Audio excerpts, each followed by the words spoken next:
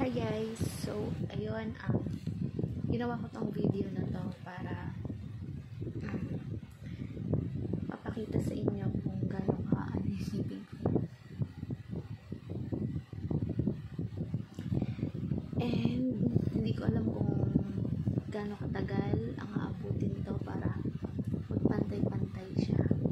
So, kapag nangyari na yun, mag-upload ulit ako ng before and after ko na ayan, na itsura ng ngipin ko. So, hindi pala ganun kadali mo magsasakripisyo ka talaga.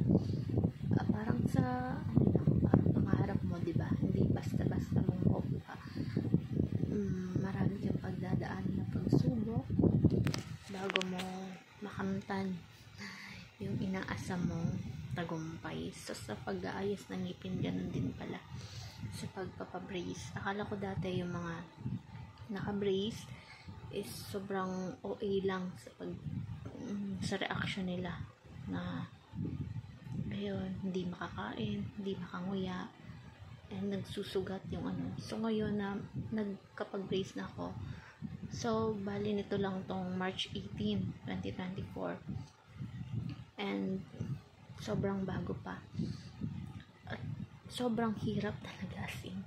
Hindi ka makanguya, miski kanin. So, ang ginagawa ko, malalambot lang, yung lemon square cheesecake. Yan, pantawid gutom ko. Medyo dudurug-durugin lang ng dila ko. Once na nasa bibig ko na, tapos siya ako lulunukin na. Kasi nga, hindi ko manguya. And syempre isa pa, champurado. Yun yung mga pantawid gutom ko sa mga panahon nito. And hindi ko alam kung hanggang kailan, kung gaano katagal. And siguro mas matagal kasi yung baba ko wala pa. Kasi aayusin pa dahil hindi pantay yung pagkagat ko. Mas nauna tong baba. So, kailangan i-bite plane. And hindi ko din alam kung gaano katagal ang aabutin bago maayos. So, once na maayos na yon, tsaka palang lalagyan ng brace tong baba. So, another hirap na naman. Another pagsusugat ng ito. Yan, dito meron akong mga singaw-singaw. And sobrang hirap talaga kumain. Tiis gutom, tiis ganda, sabi niya. And hindi ko alam kung gaano katagal ang aabutin nito.